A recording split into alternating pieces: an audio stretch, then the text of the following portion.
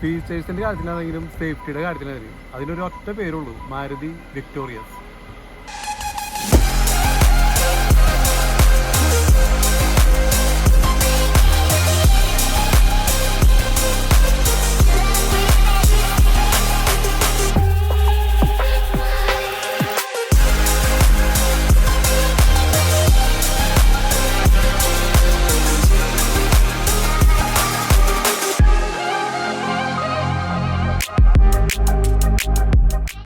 ഫീച്ചേഴ്സിന്റെ കാര്യത്തിൽ ഇത് നമ്മുടെ നിന്ന് കിട്ടിയേക്കുന്നത് മാരുതിയുടെ ഹൈബ്രിഡാണ്. ഹൈബ്രിഡ് വണ്ടിയാണ് കിട്ടിയത്.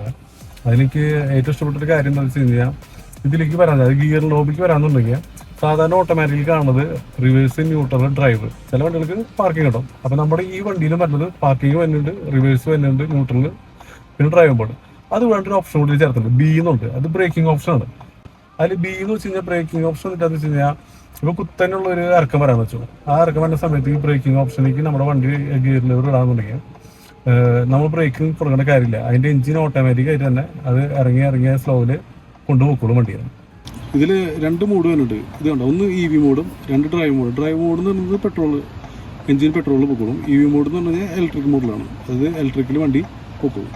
അടുത്ത് പറയാന്നുണ്ടെങ്കിൽ എനിക്ക് ഏറ്റവും ഇഷ്ടപ്പെട്ട സംഭവമാണ് വെന്റിലേറ്റർ സീറ്റ്. ഫസ്റ്റ് 2 റയറിലാണ് ആ വെന്റിലേറ്റർ സീറ്റ് കൊടുത്തിട്ടുള്ളത്. അതായത് വണ്ടിയുടെ സീറ്റിന് തന്നെ അടിയിൽ നിന്നും പുറകിൽ നിന്നും ഒക്കെ എന്ത് ചെയ്യും, നമ്മൾ കൂളിംഗ് ആക്കും, AC വന്നിട്ട്. അതാണ് ഈ ഓപ്ഷൻ, വെന്റിലേറ്റർ സീറ്റ്. ഇനി സ്ക്രീനിനെ കുറിച്ച് പറയാൻ തുടങ്ങിയാൽ 360 ഡിഗ്രി HD സ്ക്രീനാണ് പറഞ്ഞത്. അത് വേറൊരു വണ്ടിയിൽ ഞാൻ കണ്ടുള്ളത്, ഇത് മാരുതി വിക്ടോറിയസിൽ മാത്രമാണ് HD ക്ലാരിറ്റിയോട് കൂടിയുള്ള ഒരു സ്ക്രീൻ കൺട്രോൾ. മറ്റു ഫീച്ചേഴ്സ് പറയാന്ന് വെച്ച് കഴിഞ്ഞാൽ ഇതാണ്, മൊബൈൽ ചാർജിങ് പോയിന്റ് ഉള്ളത്. മൊബൈലോട് വെച്ചുകൊടുത്താൽ മതി, ഓട്ടോമാറ്റിക് ചാർജ് ആയിക്കോളാം. അടുത്തൊരു ഫീച്ചേഴ്സ് ആട്ടാ, ഇതാ ഇവിടേക്ക് നോക്കിക്കോട്ടാ.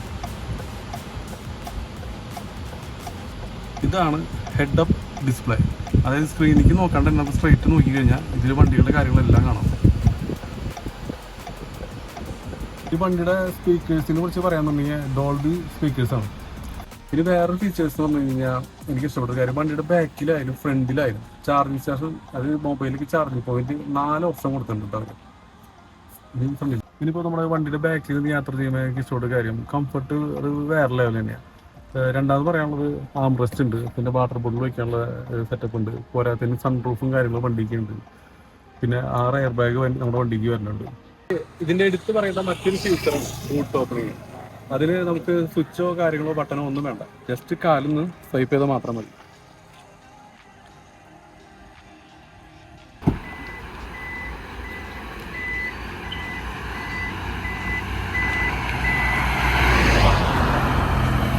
ബൂട്ട് ഇറക്കിട്ട് വെച്ചോ, റിപ്പീറ്റ് ചെയ്താൽ മതി. ചുമ്മാ ഇതിന്റെ ബാക്കിൽ കൊണ്ടുവരാൻ ജസ്റ്റ് ഒന്ന്